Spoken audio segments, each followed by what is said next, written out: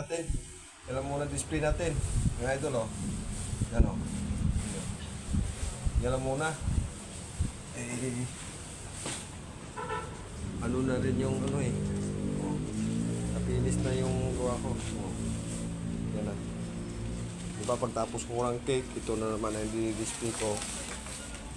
Oh. Halos hindi magkasya yung ano yan, yung cake sa stante. Oh, kasi masyado kasi marami yung gawa ko ngayon.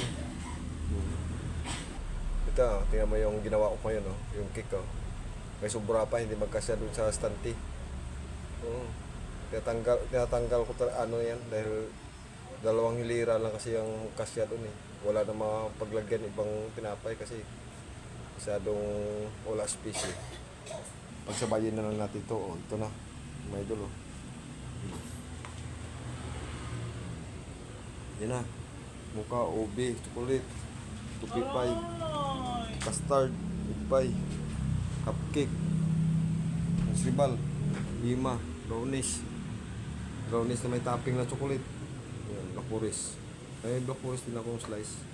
Yan o. Ano idol? Egg pie ang ano dito, bestseller.